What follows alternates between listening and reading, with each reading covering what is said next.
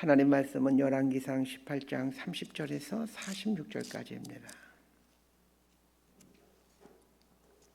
열왕기상 18장 30절에서 46절까지 말씀 번갈아가며 읽습니다. 제가 먼저 읽겠습니다. 엘리야가 모든 백성을 향하여 이르되 내게로 가까이 오라. 백성이 다 그에게 가까이 가매 그가 무너진 여호와의 제단을 수축하되 야곱의 아들들의 지파의 수요를 따라 엘리야가 돌 12개를 취하니 이 야곱은 옛적에 여호와의 말씀이 임하여 이르시기를 내 이름을 이스라엘이라 하리라 하신 자더라.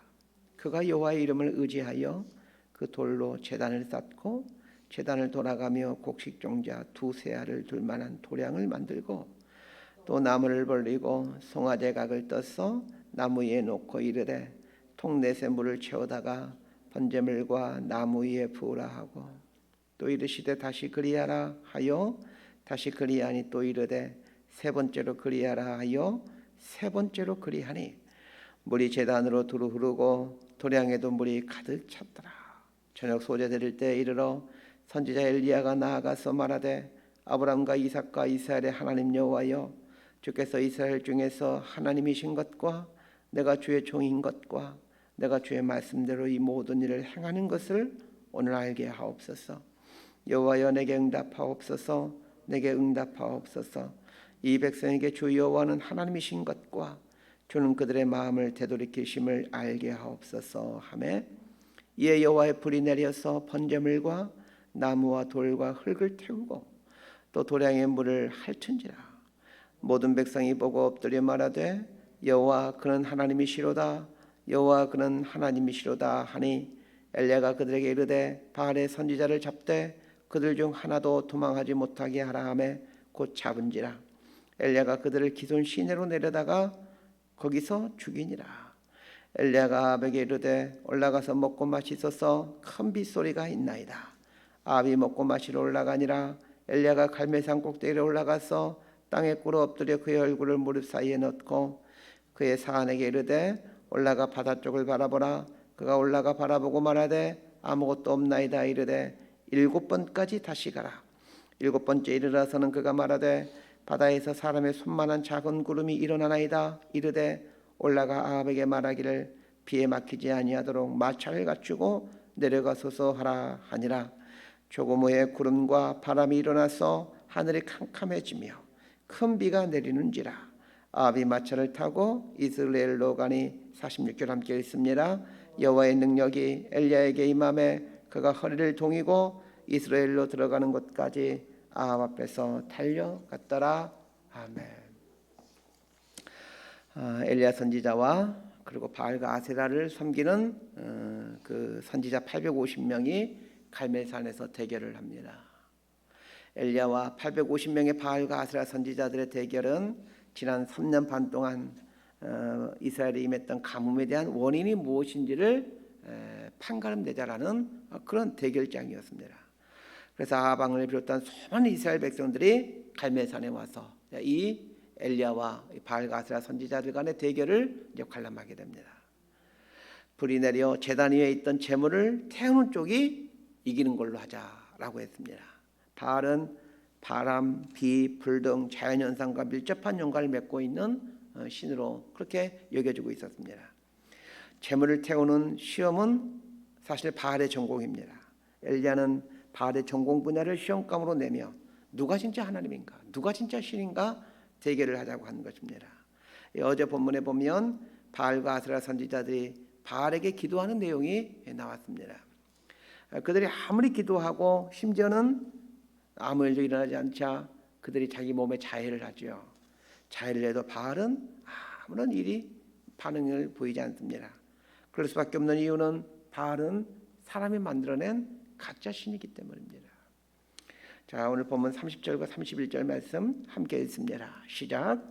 엘리야가 모든 백성을 향하여 이르되 내게로 가까이 오라. 백성이 다 그에게 가까이 가매 그가 무너진 여호와 제단을 수축하되 야곱의 아들들의 지파의 수요를 따라 엘리야가 돌 12개를 취하니 이 야곱은 옛적에 여호와의 말씀이 임하여 이르시기를 내 이름을 이스라엘이라 하리라 하신 자더라. 바알과 아세라 선지자 850명이 아무리 기도해도 불이 내리지 않았습니다. 바알과 아세라가 불을 내릴 수 없는 신이라는 것을 그들 스스로가 증명해 보인 겁니다. 이제 엘리야 선지자 차례가 되었습니다.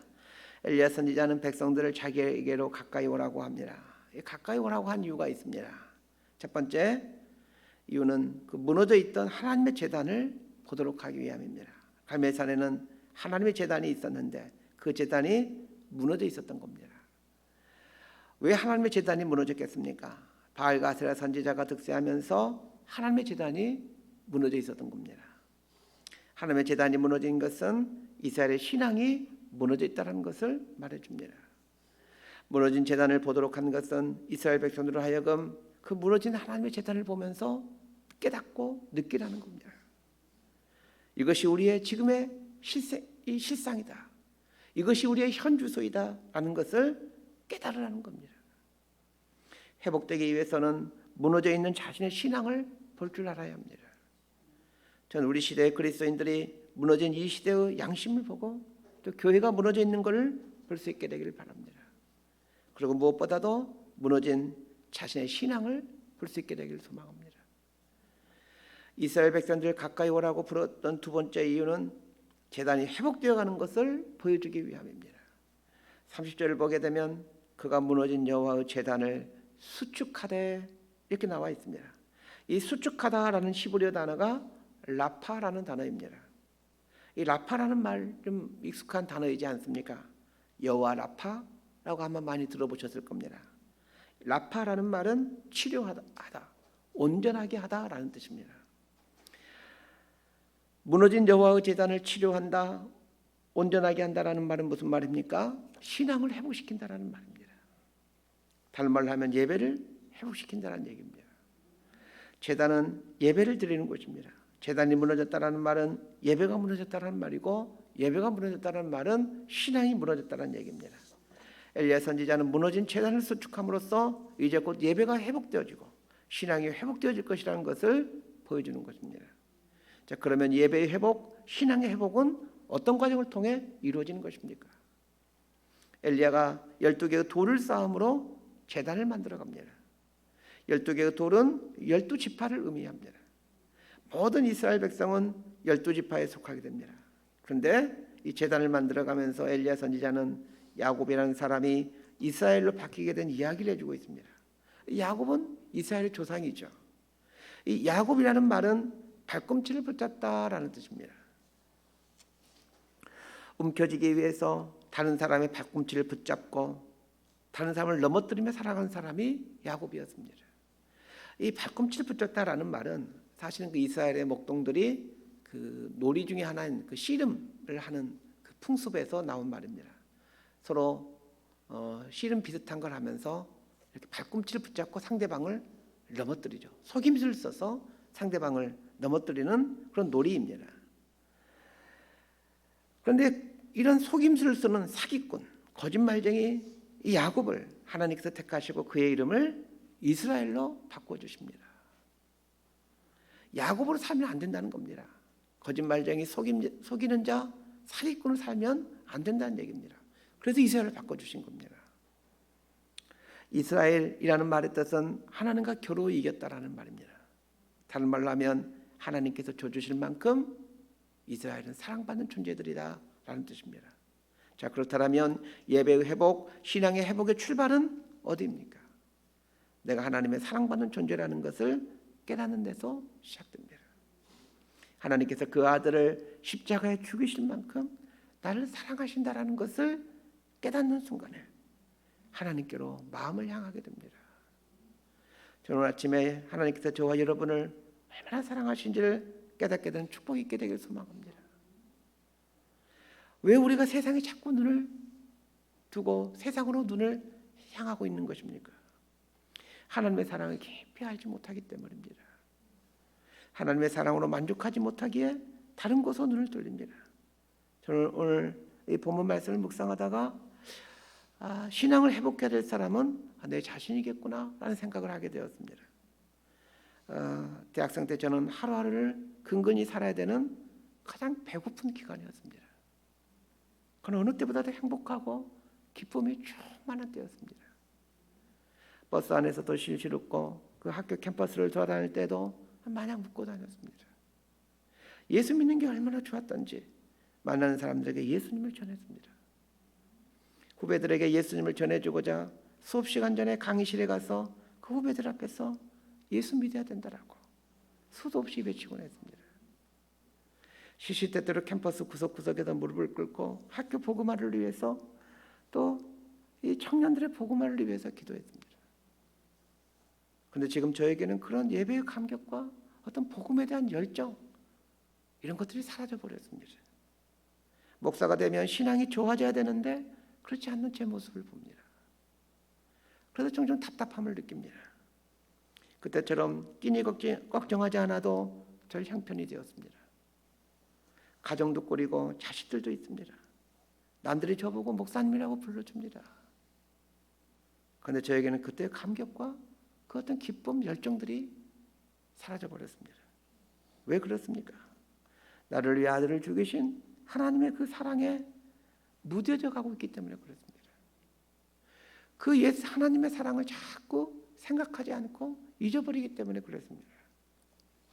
전 엘리야가 무너졌던 제단을 수축했던 것처럼 저와 여러분의 예배의 제단이 수축되어져 가고 신앙이 회복되어져 가기를 축복합니다. 자, 32절에서 35절까지 말씀 함께 읽습니다. 시작. 그가 여호와의 이름을 의지하여 그 돌로 제단을 쌓고 제단을 돌아가며 곡식종자 두 세알을 둘 만한 도량을 만들고 또 나무를 버리고 송아지 각을 떠서 나무 위에 놓고 이르되 통넷에 물을 채웠다가 번제물과 나무 위에 부으라 하고 또 이르되 다시 그리하라 하여 다시 그리하니 또 이르되 세 번째로 그리하라 하여 세 번째로 그리하니 물이 제단으로 두루 흐르고 도랑에도 물이 가득 찼더라. 백성들을 제단 가까이 오라고 하죠. 그리고는 그 제단과 그 제단에 아주 그냥 많은 물을 부으라고 합니다. 제단에 가까이 오도록 한 이유는 속임수를 쓰나 쓰지 않나 확인하도록 하기 위함이기도 합니다. 혹 얄팍한 수법을 동원해 불을 사르는지 두 눈으로 확인해 보라는 뜻입니다. 엘리야에게는 이런 자신만만함이 있었습니다. 제단에 많은 물을 부어도 하나님께서 불을 임하게 하실 것이라는 그 믿음이 있었습니다. 자, 이런 자신만만함은 어디서 나오는 것입니까? 하나님을 향한 신뢰에서 나옵니다. 하나님을 완전히 신뢰하면 자신감이 있습니다. 자, 우리 36절 말씀 함께 읽습니다. 시작. 저녁 소재 드릴 때에 이르러 선지자 엘리야가 나아가서 말하되 아브람과 이삭과 이스라엘의 하나님 여호와여 주께서 이스라엘 중에서 하나님이신 것과 내가 주의 종인 것과 내가 주의 말씀대로 이 모든 일을 행하는 것을 오늘 알게 하옵소서. 자, 이 36절 말씀이 아주 중요한 구절인데 이 36절 말씀에는 이 하나님을 신앙하는 삶이 무엇인지를 아주 잘 설명해 주고 있습니다. 엘리야 선지자가 하나님께 기도하는데 이스라엘 백성들이 지금 엘리야 선지자의 기도를 다 듣고 있습니다. 엘리야는 이스라엘 백성들에게 자신의 기도가 들리게 하므로 하나님을 신앙한다는 것이 무엇인지를 지금 가르치고 있는 겁니다. 자, 첫 번째, 신앙생활의 출발은 하나님이 누구인지를 아는 것이고, 두 번째는 내가 누구인지를 아는 것이고, 세 번째는 나와 하나님이 무슨 관계에 있는지를 아는 것입니다. 우리 기독교는 관계입니다. 관계의 종교입니다. 이 관계만 잘 알아도 신앙은 흔들리지 않습니다. 엘리야 선지자는 하나님이 어떤 분이라고 설명을 해줍니까? 아브람과 이삭과 이스라엘의 하나님이라고 말합니다. 아브람과 이삭과 이스라엘은 이미 오래전에 죽은 사람들이죠. 그런데 하나님을 말하면서 아브람과 이삭과 이스라엘의 하나님이라고 말합니다. 아브람과 이삭과 야곱은 엘리야 때로부터 약 1000년 전쯤에 살았던 사람들입니다. 그런데 엘리야는 1000년 전에 살았던 조상들을 언급하면서 하나님은 그들의 하나님이라고 말합니다. 이 말은 1000년 전인 우리 조상들이 살고 있었던 때도 계셨던 분이시고 지금도 살아계시는 영원하신 하나님이시라는 얘기입니다. 아브람과 이삭과 야곱의 때에만 살아계셨던 하나님이 아니라 지금도 살아계시는 하나님이시라는 얘기입니다. 우리는 성경에 나오는 하나님을 믿고 있습니다. 하나님은 수많은 능력과 기적을 행하시는 분이십니다. 그 하나님은 동일하게 오늘날에도 역사하고 계십니다. 자, 두 번째, 아브람과 이삭과 야곱의 하나님이라는 말은 하나님은 말씀하시고 그 말씀대로 행하시는 분이시라는 얘기입니다. 하나님은 아브라함과 이삭과 야곱과 언약을 맺으셨죠. 그리고 그 언약대로 이스라엘을 인도하시고 축복하시고 그대로 인도해 가십니다. 하나님은 말씀을 주시는 분이시고 말씀대로 행하시는 분이십니다. 엘리야가 아브라함과 이삭과 야곱의 하나님이라고 불렀던 이유는 지금 자신 앞에 있는 이스라엘 백성들에게 하나님은 살아계신 하나님이라는 것과 말씀하시고 말씀을 성취해 가시는 하나님이라는 것을 깨닫도록 해주기 위함이었습니다. 자, 이 하나님을 믿는 것이 이제 신앙의 출발입니다. 자, 두 번째 신앙의 핵심은 나를 아는 것입니다. 내가 누구냐는 것입니다. 그거를 아는 게 중요합니다. 36절 보십시오. 내가 주의 종인 것과 우리는 하나님의 자녀이면서 동시에 종입니다. 자녀에게 하나님과 사랑의 관계를 맺고 살아갈 수 있습니다. 동시에 종이기 때문에 그분 말씀에 순종하며 살아야 합니다. 내가 주의 종이다라는 말은 내가 내 인생의 주인이 아니라는 얘기입니다.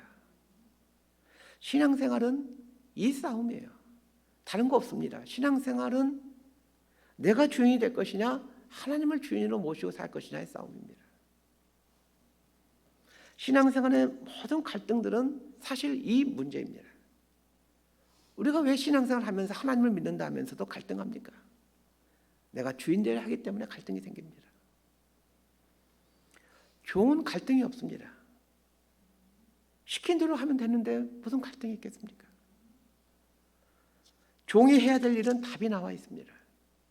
우린 종인데 주인처럼 내가 답을 찾아가려니까 힘들고 갈등을 하는 것입니다. 답은 하나님께서 이미 주셨습니다. 그런데 하나님께서 주신 답대로 했다가는 망할 것만 같습니다. 그래서 우리는 내가 주인 되려 하고 그래서 우리 안에는 갈등이 생기는 겁니다. 그러나 하나님이 시키는 대로 하면 절대 망하지 않습니다. 망했다가도 결국에는 역전합니다. 신앙생활의 마지막은 하나님 말씀대로 하는 것입니다. 내가 주의 말씀대로 이 모든 일을 행하는 것을 오늘 알게 하옵소서. 하나님께 기도한다고 어떻게 불이 내리겠습니까? 여러분 성경에 나와 있으니까 믿는 거지. 여러분이 지금 이 장면 속으로 한번 들어가 보십시오. 어떻게 기도한다고 불이 내립니까? 하나님 우리에게 성경 말씀을 주셨습니다. 그러나 성경 말씀대로 살았다가는 망할 것만 같습니다. 그러나 하나님은 말씀하신 대로 인류 역사를 이끄시고 그런 말씀하신 대로 개인의 삶을 이끌어 가십니다. 하나님께서 아무것도 염려하지 말라고 하셨으면 아무것도 염려하지 마십시다. 무엇을 먹을까 무엇을 입을까 염려하지 말라고 하셨으면 염려하지 마십시다. 그런데 우리는 염려를 합니다. 염려하고 걱정한다라는 것은 내가 하나님, 내가 주인이 되겠다는 뜻입니다. 주인이 염려하고 걱정하는 것이지 종은 염려하거나 걱정하지 않습니다. 염려거리가 생기고 걱정거리가 생기면 하나님이 주인이시니까 하나님이 하세요 라고 올려드릴 수 있게 되길 바랍니다. 저희 아이들이 어릴 적에 그 노는 모습을 보다가 재미있는 광경 하나를 보게 되었습니다. 이제 그 큰 아이가 작은 아이한테 초등학교 때쯤 되는 때인데 종종 그럽니다. 저희 작은 아이 이름이 혜인인데 혜인아 이거 아껴 써야지 막 쓰면 우리 집 가난해져. 뭐 이렇게 아이들이 뭐 장난감이나 뭐 이렇게 학용품이나 색종이 같은 것 갖고 놀지 않습니까? 그럼 큰 아이가 작은 아이한테 그럽니다. 혜인아 이거 아껴 써야지 막 쓰면 우리 집 가난해져. 이 모습을 보고 있으면 웃음이 나면서도 이런 생각이 듭니다. 야, 그것은 내가 걱정하는 거지 네가 걱정해야 되는 건 아니야. 그런 생각이 듭니다. 그 아이가 걱정할 필요가 없는 것을 그 아이가 걱정합니다. 그러고 보니까 참 우습습니다. 그런데 하나님도 그러실 겁니다. 야, 그것은 네가 걱정할 게 아니고 내가 걱정할 거다.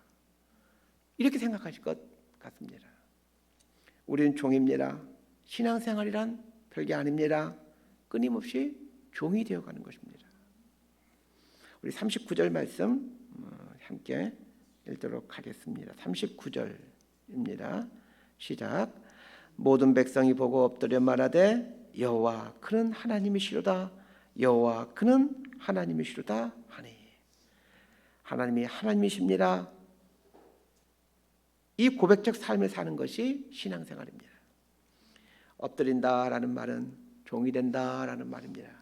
내가 종이 되면 그때 내 삶에 하나님의 하나님 되심이 드러나게 됩니다.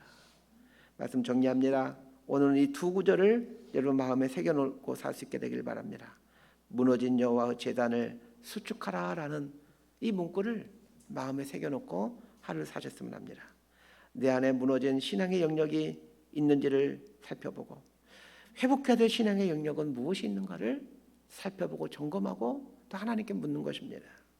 제단은 하나님을 예배드리기 위한 곳입니다.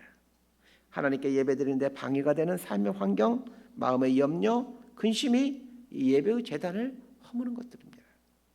다시 예배의 제단을 수축해 갈 수 있게 되기를 소망합니다. 하나님께 집중하는데 방해했던 것들을 하나님께 올려드리고 하나님께 단을 쌓아가시길 바랍니다. 두 번째 붙어야 될 구절이 있습니다. 엘리야가 했던 기도에 나와 있습니다. 아브라함과 이삭과 이스라엘의 하나님 여호와여, 주께서 이스라엘 중에서 하나님이신 것과 내가 주의 종인 것과 내가 주의 말씀대로 이 모든 일을 행하는 것을 오늘 알게 하옵소서라는 이 구절을 마음속에 품고 살았으면 좋겠습니다. 하나님은 살아계신 하나님이시고 말씀하시는 하나님이십니다. 하나님은 영원 전부터 계셨던 분이시고 또 영원히 계실 하나님이십니다. 나는 그분의 사랑받는 자녀요 그분의 종입니다. 그분의 종이 되어 하나님의 말씀에 순종하며 살아가는 것이 신앙생활입니다. 이해가 되든 되지 않든 하나님의 말씀에 순종하며 살겠습니다 라고 결단했으면 합니다. 종은 하나님의 말씀이 옳은가 옳지 않은가를 판단할 자격이 있는 사람이 아닙니다. 종은 그냥 순종하는 사람입니다. 말씀 앞에 순종하면 하나님이 보입니다. 왜 그렇습니까? 하나님은 말씀하신 대로 인류 역사와 개인의 삶을 이끌어가고 계시기 때문입니다. 저 여러분의 삶이 말씀대로 일하신 하나님을 보고 또 경험하며 살 수 있게 되기를 진심으로 소망하고 축복합니다. 기도하겠습니다. 하나님 아버지, 무너졌던 예배의 제단을 다시 수축할 수 있기를 원합니다. 우리들의 삶의 예배가 회복되기를 원합니다. 나를 향한 하나님의 크신 사랑에 다시금 눈물을 흘리고 감격하고 엎드리는 은혜를 허락하여 주옵소서. 하나님은 살아계시고 말씀하신 하나님이십니다.